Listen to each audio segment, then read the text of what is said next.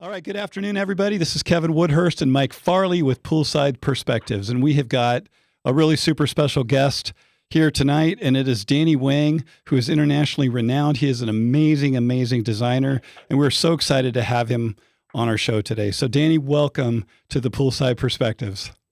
Yeah, And that pool in nice the to meet background you. is Thanks for inviting me. stunning. Absolutely. So, we're going to ask you a few questions. We'd like to hear about your journey into the pool business. So, how you got started, what inspires you, how you gravitated towards what you gravitated towards, how you got your skill set, what makes Danny Wang tick. So I got into the business. I was in general construction, working under my father, and he did some swimming pools. And I remember sometimes during the summer, I would go and do some work for him. So I would do like the plumbing work, some of the minor excavations, and I just kind of gravitated towards doing pools because that's kind of what I was doing with him over the summer. So your dad Is- was a pool builder. No, my dad was a general contractor. Oh, gotcha. So, but then he also did some pools, and what I would do is I would go work with the the plumbers, the electricians, the people that place the rebars. I would go help them out during the summer, and that's kind of what I grew up knowing the most, right? Like during the summertime. Sure. And when I got out, after I got out of college, I went to start my own business. We focused more on just the outside, so the landscape, the pool, and just everything outdoors. Just because I didn't like doing some of the stuff indoors. So that's how I got in, and then I was building for probably 10 years before I had kind of like a fall in my business where I overtook too many jobs, uh, didn't have enough labor, didn't have enough resources to complete them. I was running probably like 30 or 40 jobs at once. And that kind of led me to helping out a friend doing his business, kind of as in sales. And through that process, he actually mentioned that I was actually a very good designer. So I started doing design and doing my own thing with the design firm. Yeah. So to this day, we still design build, but I would say probably 80% design and then 20% design build. Wow. That's Yeah. impressive. Tell me a little bit about what changes you have seen as to how our industry has changed just in the last 5 years. Because Mike and I talk about this all the time, and it seemed like things are definitely different pre-COVID versus post-COVID. But from your perspective, you're in California. What have you seen change the most in the last, 4 or 5 years? Especially with the integral, the For us, I mean, in-house not much has to the changed, but backyard. maybe more so on the features, right? Like people want bigger pools, people want like zero edge, vanishing edge, more water features, and now we're doing bigger and bigger pools that has like different elements in it. So, for example, pools with sunken fire pit, pools with sunken bar, pools with you know pool houses in them, right? So just a lot more feature, a lot more complicated pools since COVID, because now people realize that they could work from home and they need to they why not enjoy the pool? Create a resort right in your backyard. Yep. Because some of the Exactly. features we're talking about are resort features. Yeah, yeah. And instead of going to a resort, why not just go to your backyard? I agree. I agree. So Yep. if you were going to build a new pool for Danny Wang today, it was a personal project, what would be the most important item that you would want on your swimming pool? What are some of the features Danny Wang would put on his own personal pool? Probably like zero edge pool, just because I love how clean it looks. Mm-hmm. Or knife edge, Lautner edge. Lately I've been doing this lazy river. So lazy river, maybe sunken fire pit.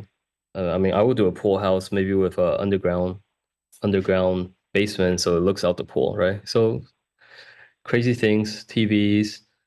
Um, yeah, I mean that's quite a bit already. That is a lot. That is a lot. Yeah. Tell us how you got started with your social media. Started in 2018. I was doing it just more for kind Got of 1 million dabbling. viewers now. It's funny because I was actually kind of anti-social media. And I was kind of doing it because at the time I was going through some rough stuff, like, again, overselling, not able to deliver projects. So at work, it was very depressing, clients yelling at you, overcommitting projects, not having enough labor, not doing good quality. And at work, a workplace, people you owe people money, this and that. So I thought social media was like a escape for me. Mm-hmm. It was a way that I could Is that where he kind finds of be most of his creative clients and today? kind of because at the time I didn't know social media worked like how it works now. I thought at the time it was just like, okay, I'm nobody. I'm just gonna go and rant and rant about my day and post some projects and just kind of get it off my chest, right? I got to So say, that's I'm inspired by how it that started. story. I'm just Yeah. inspired by the fact that you had a situation where you recognize, man, this is just too stressful trying to work this many jobs, right? And handle this much stuff, and you maybe morphed your design business into more upscale stuff. Did you kind of change the food chain a little bit? Well, no. So at that time, I didn't. Again, this social media and design business kind of happened at the same time Gotcha. because at the time I didn't know I could design, right? So prior to 7 years ago and doing social media, I didn't know that I had the ability to design stuff. We always rely on designers, always rely on other getting plans. So it was really 7 years ago that kind of triggered everything, right? The social media, the ability to start taking design jobs and realizing that, hey, I'm actually pretty good at design. You're an amazing designer, sir. Yeah, but that to me prior to 7 years ago, I didn't know, right? So I thought it was just we're a really good Did you builder, start with Pool Studio? do our work, and then as I got more reaffirmed, it's like, hey, I'm pretty good. Also, this guy thinks I'm pretty good at design. Let me go, let me go design, right? Like, because it's one of the things you didn't realize is like, oh, okay, if I'm a pretty good designer, then let me go design some stuff. That is, So I've just just kind find of it. snowball. It just snowball from there. I think it's funny. I mean, I'm a pretty good designer. You're an outstanding, amazing, at the top of your game designer. Yeah, but So again, do most you of don't your know, right? do Yeah. most of your clients come from social media then now? Yeah, mostly. And probably I think referrals, no doubt. we still have some local, and then and then we have social media. But this is where the misconception is. I was already doing 50 to 75 projects before I got on social media, and I've been building already for 10 years. Mm-hmm.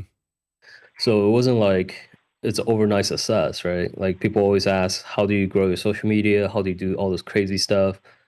I was doing that already before I got on social media. Right. So social media was just more of a channel that allowed me to share my content with. It wasn't because of social media I started doing crazy projects. Right. I was doing crazy projects locally prior to that. Gotcha. So I think that's what a lot of people don't really understand is it's not magic. Like I didn't happen to just hop on social media, went viral, and did all this. Is those came from things that happened in the years before I got on social media, and then I think social media just took it to the next level, where then my clients are the ones that's looking for, it's you seek and you attract, right? So you attract what you're seeking. So I started posting these really crazy projects, and then the clients would, then you're attracting those type of clients. Mm-hmm. Yeah. So it's like a circle. So I complimented you on your design acumen because it's great. So I'm curious, for not only for you, but for any of us that have been around a while, been designing pools, what helps you create new concepts, and where do you draw your inspiration from? Is there anything in particular that just gives you that inspiration? I mean, what do you look at when you're creating stuff? Are you looking at different images, different projects, bring them together, or you just take every job? No, usually, I mean, it's not that complicated. For me to do a design concept, usually it's done within like 15 minutes. So this is one part that I don't really know. It's just I see it. It's in my head. I go and do it. I don't really think too much about it. It But just again, comes naturally. but also prior to that, I'd probably done like 400 or 500 projects. Hmm. And I think one of the inspiration, one reason I attribute to maybe, having good design is I was the builder for a lot of good designers. So it's in essence, I'm almost like their not prodigy, but I've seen so much what works and what doesn't work while we're building. So it's just like, okay, if I'm designing the things myself, you could you could figure out what is buildable and what's not buildable, and what is budget and what's so you know a lot of the variables before going in versus if I was just the designer, I would have to say, okay, how will I build this, right? How would the contractor build this, or how much would this be? So I think that's a good benefit because I come from the build side. Hmm. So a lot of things I'm designing, I already know it's buildable. So I'm not wasting time going back and forth to say, hey, how much is this? How do you build this? Things like that. I could just conceptualize right away what is buildable and what's not buildable. No, and I think that's the key point is that you can be able to do that. And the only way to really truly know how to do that, in my opinion, is to have the experience to do it and to spend the time in the trenches in the field figuring it out. Yeah, so And I think that's your background's not only construction, but it is design and business. So it's like the full package. yeah, and it's just, Very I think rare. also willing to learn. I mean, I didn't have a construction background, I didn't have a design background, but it just, I mean, I didn't have a social media background, right? It's just I had a finance background. So it's just more like, okay, I'm willing to learn it. Like this thing excites me. I'm willing to learn it, and I'm going to do my best, right? That's awesome. Yeah, it's quite interesting. That's definitely very interesting. All right. So we got a question for the day, Mike. This came from Dave in Phoenix. And he's asking, he said, Kevin, what is the difference between a cleaning system and a circulation system? Because I've had salespeople that tell me that they can do both or they're not. What do you think he's asking for? Well, you can't have both, or you can have one or the other. So a cleaning system is when debris falls into a pool and settles on the floor, a cleaning system picks that debris up and puts it somewhere. Mm-hmm. So sometimes it's being sucked into a canister, or all the way back to the equipment. Sometimes it's being containerized in a bag on a cleaner. Sometimes it's being moved to a main drain where it's being taken in there. But basically, the system is cleaning the floor of the pool. So you're talking like the in-floor pop-up cleaning system. Well, it could be that, or it could be a Polaris running around and vacuuming everything and putting it in a bag. It could be an old Arneson pool vac, which just churned the stuff up. I mean, there are some cleaners that are what's called suction side cleaners that suck the debris. And, very popular in Phoenix. Okay. And probably Southern California, I would imagine. Wherever your debris isn't real heavy. Right. Those work well versus, a Polaris. Almost all Polarises are pressure side cleaners. Mm-hmm. There's one suction side cleaner. I think it's a Polaris 360, if I remember my numbers right. But anyway, it's basically cleaning the floor of your pool. Now, the challenge with this cleaner is it doesn't climb up on top of tanning ledges. It doesn't climb into a spa. It doesn't climb around bar stools. It won't work in a lazy river. The typical pressure or suction. Now, an in-floor cleaning system will work with all those situations. But your cleaning is just cleaning basically the floor, and maybe it might get some things on the walls. Sure. And, I think what I was thinking of as you were explaining that, another thing that people get confused is the difference between a cleaning system and the sanitation system. Oh, so that's one's treating the water, One is cleaning the water. And when we're talking cleaning, we're talking about leaves, and larger debris that ends up in a swimming pool. Sand, dirt, Mm-hmm. leaves, stuff that's on the floor. Right, stuff that's on the floor. Okay. So circulation, how would you explain circulation? Well, I mean, you're going to have a pool that's going to return. You suck water from a pool, and then you have to return the water back to the pool. It can come back via water features, which can create surface agitation. It can come back via the surface returns, which I think most people are familiar with. Those are about 9 inches down from the tile line, and there's typically an eyeball fitting that's adjusted so that you can create some agitation around the pool, if you will. And then you've got your in-floor cleaning systems, which they pop up and they shoot high pressure water out. That's circulating from the bottom up. Now, I've always been a fan of the in-floor cleaning systems, as you know, but partially because they make a really good circulation system and a cleaning system. And to your point, I mean, hose cleaners, whether it's a suction side cleaner or a pressure side cleaner, and just to be clear about what the difference is, a hose cleaner that is on the pressure side is going to have its own separate small little pump. And that cleaning apparatus, whether it's a Polaris or whatever, is going to possibly have a bag on it or a cartridge in it or something that's going to contain the debris, and you've got to take it out and clean it. And the floor system, pop-up heads, is going to essentially cause things to be up into suspension so that it either goes down into the main drains or into the skimmers of the pool.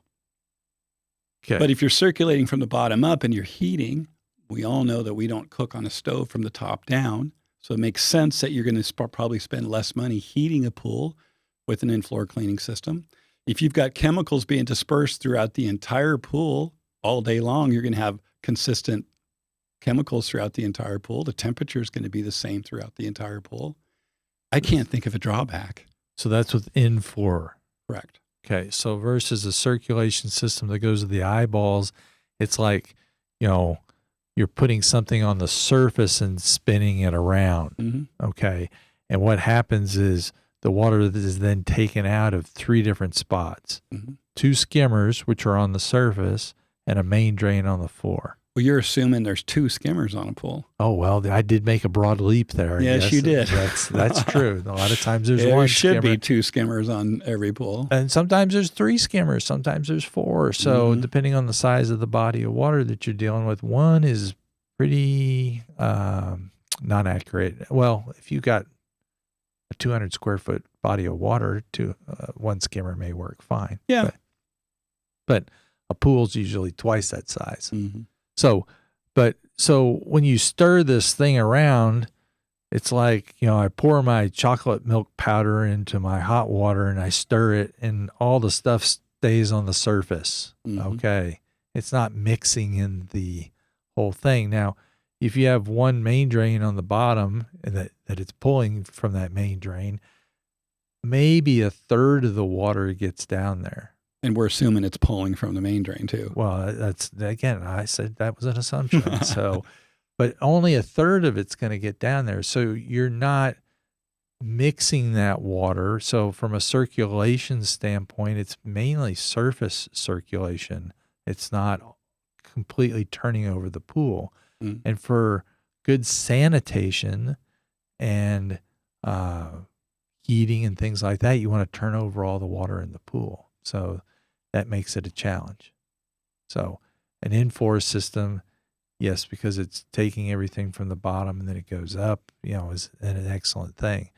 And one of the things that I know that Claffey does, it's a little bit different than a lot of pool companies, is they use an in-floor system and a circulation system on the surface, both.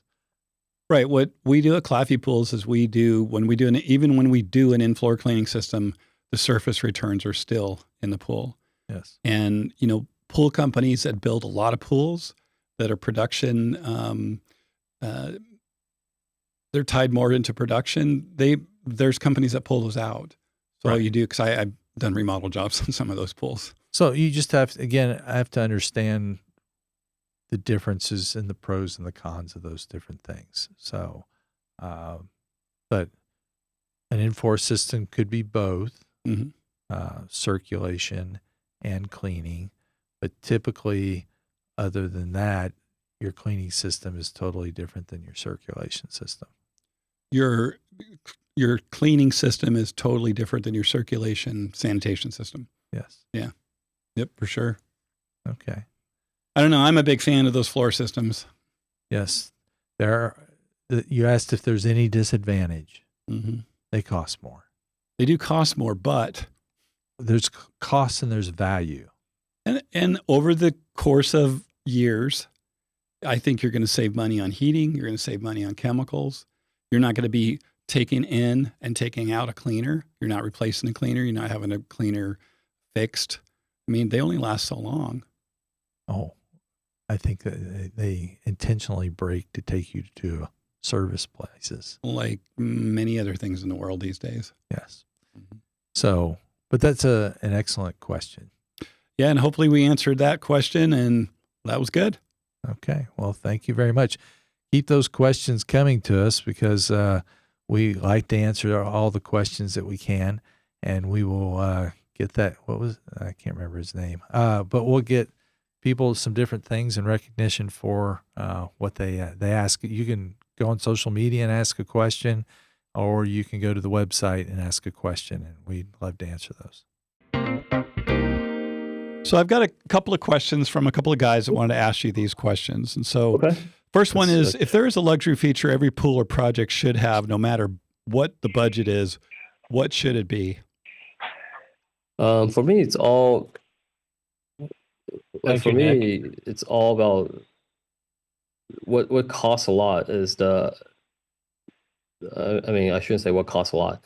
For me, I mean, I try to put a vanishing edge or zero edge pool on all my projects, just because I love the aesthetics of it. I love how unique it is, how clean it looks. So that's kind of what I would put. And then functionality wise, I mean, there's a lot of people that do, like nowadays, a lot of people do like the oxygen pool, right? Mm-hmm. Then that's like so that's kind of like the next step is, and then the automation, the lighting. So now I'm doing a lot of DMX lighting. So you could have, I could have water wall that literally dance, right? Mm-hmm.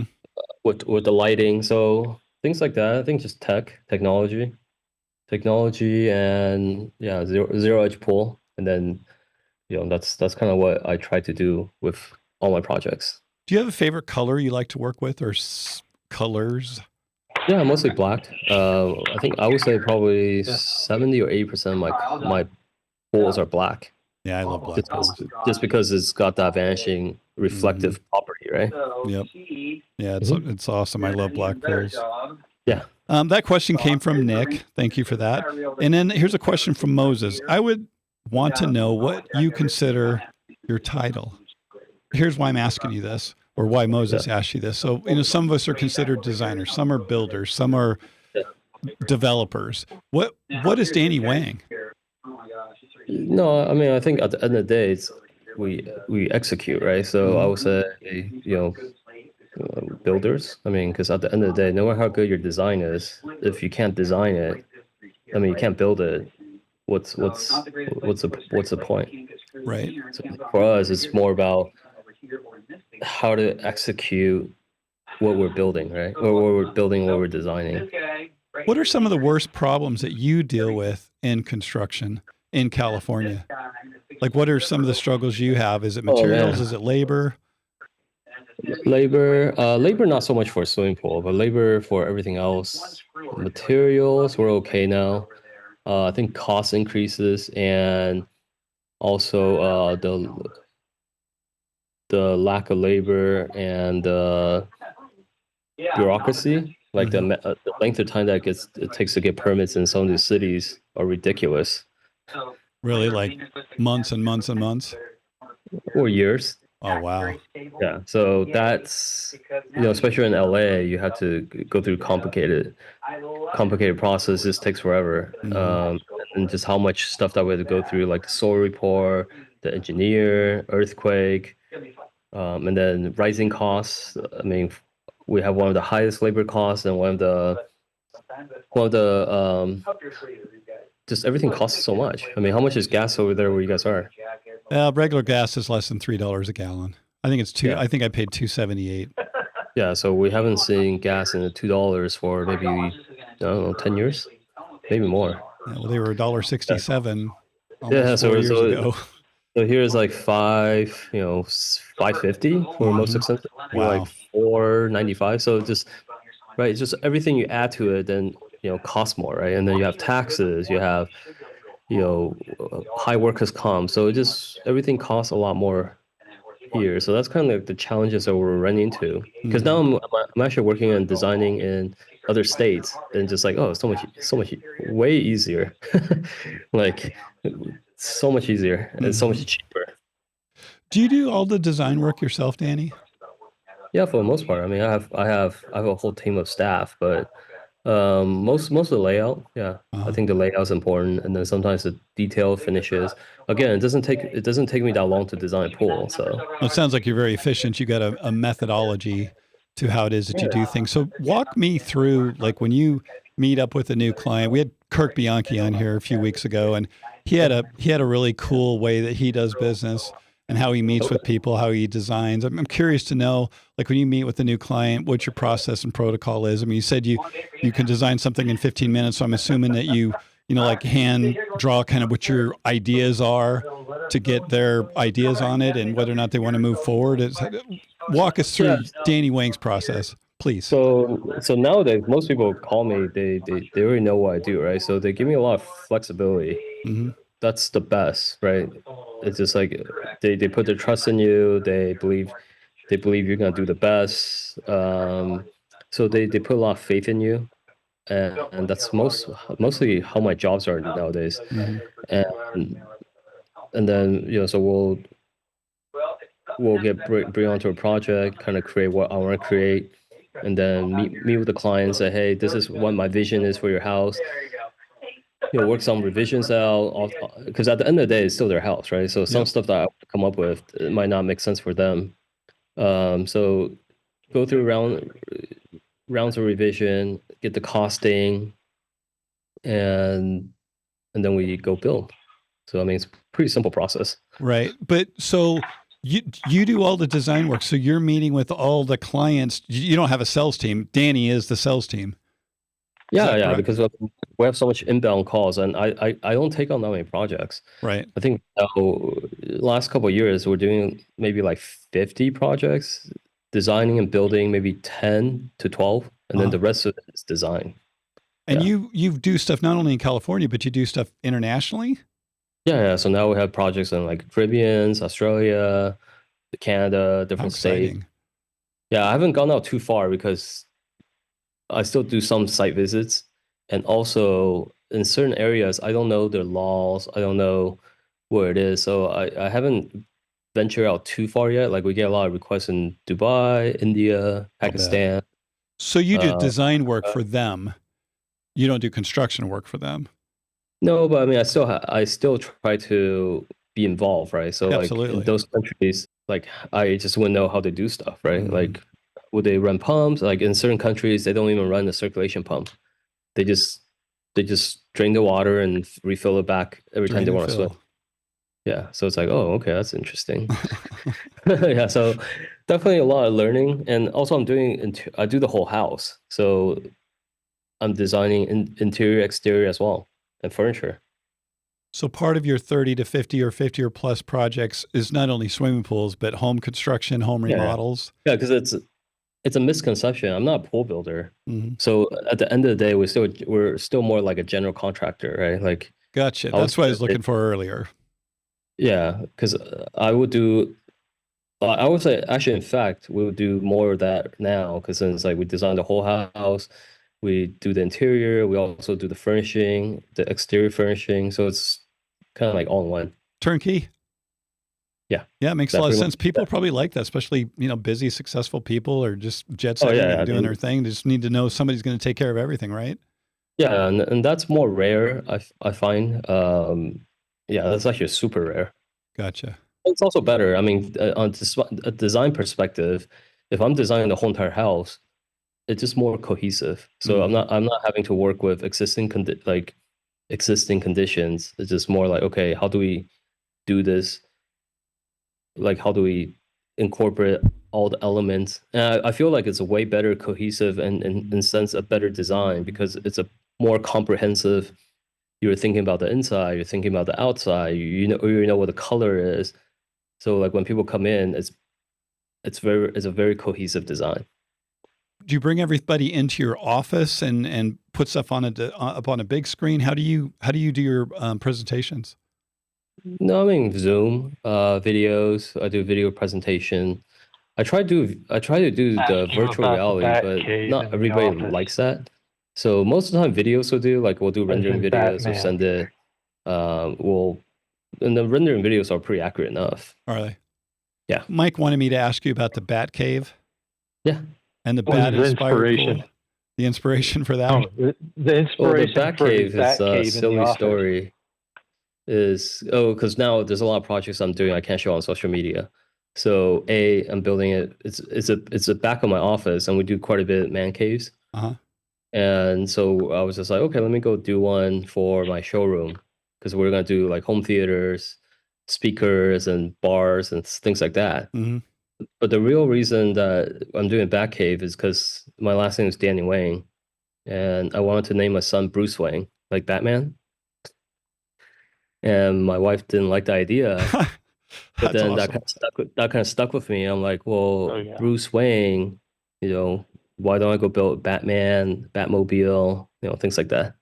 So that's more like a silly. It's not like I'm super in love with Batman. I mean, it's cool, but it was silly. I thought it was it was kind of funny. Yeah, it's cool.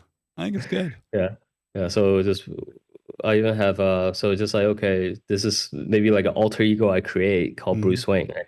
You strike me, Danny, as really humble and Yeah. just really want to do a great job, and it's really pretty special and cool. I try. I mean, I used to be way worse, but yeah, I failed, right? So after you fail, you eat some humble pie. Yeah. Well, do we really fail or do we just learn? I learned. Let's put it this way: I learned very, very painfully. So We all have. yeah, We yeah. all So have. just and at the end of the day, like I do it for myself or I do it for my clients. I'm not doing it to show off to other people. Mm-hmm. Yeah. So do you, by any chance, attend like trade shows or, stuff like that within the industry? Yeah, I do. In fact, I get paid to go to some of these trade outside shows. of the industry, what And are your I mean, favorite I like to trade check out those shows, trade like shows surfaces just because you get to see the newest trends. Like I do a lot the of tile builder trade shows. show that he just went to? So I get to see like what's coming out next year, what's trending. Well, that makes sense because if you're a home builder and designer, you probably go to home builder shows and see all kinds of different, materials and different features. And some of that stuff maybe you're incorporating into the backyard. Yeah, definitely. And then also technology, right? Like how to incorporate different type of lighting, how to incorporate different, just every time you go to a trade show, that's where they have like the newest things. So we just go and take a look to see how it incorporates with our business. But yeah, I mean, I go to trade show. I try to go to a lot of trade shows. That's excellent. So based upon the fact that you're going to the trade shows, been around the industry a long time, what in your mind would be some ways that our industry can improve? I mean, both Mike and I, we're very much on the education track. We have been for a lot of years. We both want the industry to continue to get better. But from your perspective, what are some of the things the industry can do to serve our clients better? Technology, definitely technology. I mean, now you have the ability to check and automate your pool automation systems, different building technologies, better products, even more efficient excavators or things like that, right? Mm-hmm. So some tech, and then some just better, because the pool industry is actually very behind, like especially the automation, right? It's just it's so ancient. There's not a lot of new things. So that part definitely is a game changing. Lighting has really changed. lighting now. Now you have people using, instead of 7-8 colors, now you have a couple of companies that have the infinity colors. So that's really cool. You could do syncing with music. And then I play with the addressable LEDs where you could program them. Mm-hmm. Then you'll create, like I'm creating different visual effects with my water features. Yeah, so things like that. I think it just, and then other stuff that I see is, like precast pools, Mm-hmm. prefabricated pools. So that's also something that I've seen a lot in the last couple years. The container pools, the concrete precast pools, brings down the costs. Yeah, so I think just little things like that help. Yeah, and then in the future, robot excavators, you could remote control them. I mean, that's also super helpful, right? Yeah, for sure. Excavating pools, and then in the more future, maybe possibly robotic trades, right? Like robotic plumbers, things like that. Wow, I can't even wrap my head around robotic plumbers. Yeah. So I mean, I just kind of dabble with that. Mm-hmm. Yeah, I but love it. Somebody that's really pushing, the technology. That's awesome. yeah, even today I was on another call with someone that's consulting with me with the potential of using the Apple Vision Pro, and that's something that I think could help enhance the future, right? Like you have all these people with not a lot of education, that's plumbing pools and things like that. With with an AR VR headset, you could literally be plumbing a pool, and there's like literally either someone with you or education or even troubleshooting, right? Instead of having troubleshooting on the phone or FaceTime, you could literally, the tech could see what you're seeing and then help you through it. So tons of little things like that will definitely improve. That's a really good idea. Yeah. So, right, dabble with that stuff. One last question for you, and that is AI. How do you see? Because you seem really, really smart to me. How do you see AI changing our industry? Oh, I mean, it already has, right? Like in fact, I don't even hire more designers because I could conceptualize AI. I could conceptualize projects with AI within like 5 minutes. Mm-hmm. So let's say I'm designing in 15, I could do AI in like 5 minutes. Wow. With the rendering, the visual. I mean, of course, you have to know what you're doing, and then the input and the prompts. Mm-hmm. So yeah, I mean, it speeds up the process. I mean, in a traditional scenario where it takes you, maybe a day, 3 days to model, to design the pool. Now with AI, you could do it in like, 5 minutes. Yeah, that's crazy. That's going through my head right now because I think about how much time I spend at a computer designing stuff. Yeah. I mean, again, not everybody's capable of doing it. You have to know what to ask the AI, and also AI is not perfect. You're right. So you also have to know what's wrong with it, right? But for us, if we know what's wrong with it, we could fix that. We could. I would say it's game changing. Well, it's like anything else with computers, garbage in, garbage out. So you got to get the right information in, work in the right program to get what you want, is what I hear you saying.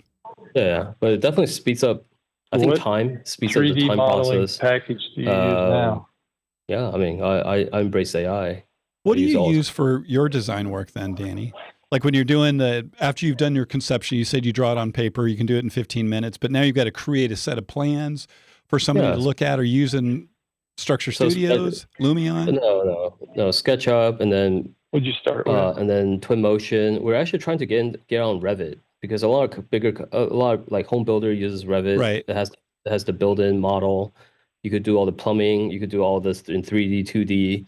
Mm-hmm. So I'm trying to dabble more into that because it's just so much better, right? Instead of drawing in 3D and doing it in 2D, you can actually just draw everything and visualize in three dimension. Right.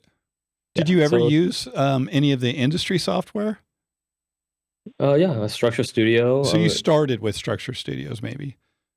Oh yeah. Started with Structure Studio, and then we had some run-ins, and I don't, we had some agreement with the management, so I no longer use their product. Understood. It's Great. easy to use, but it has limitations. Right. Yeah. So in closing, Danny, if somebody wants to get a hold of Danny Wang, how do they get a hold of you? Email, Instagram. social media. I'm pretty active on there. Yeah, I think those are the best way. Yeah, I try to answer most of my DMs, and then try to answer most of the questions. And then now I'm kind of, with social media, I'm kind of trying to, give back. I'm trying to do a lot more like educational stuff. Excellent. So a lot more behind the scenes, how I do Ask him if he stuff, can send us a bio. things like that. Yeah. That's awesome. Could you do us a favor? Can you send us a brief bio and maybe some pictures of your projects that we can put on the website? And then we can put some links back to you as well. Yeah. That's awesome. Sure. Great. Well, Danny, I really appreciate you being on our podcast with us. I mean, you're a wealth of knowledge. And as I said in the beginning, your plans and your projects are absolutely stunning. And we very much appreciate your time. No, thank you so much. Thanks for having me. And then hopefully, whoever's listening, hopefully this is beneficial to them. Absolutely. Thanks so much. Have a great night. Thank you. You too. Bye-bye. Take care. You too.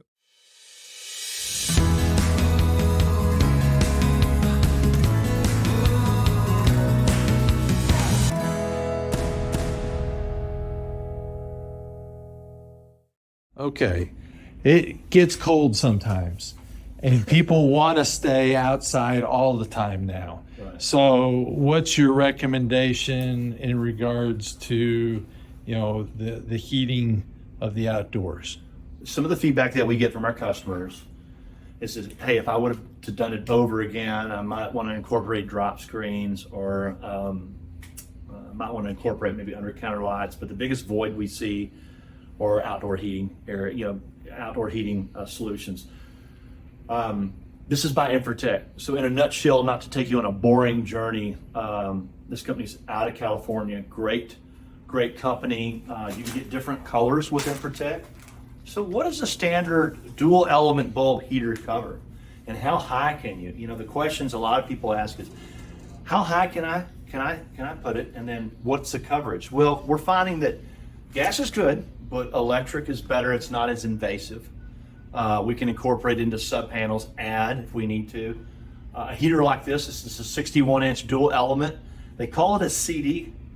CD is a curved back. This one's in black, and they call it a motif overlay. It softens the look up.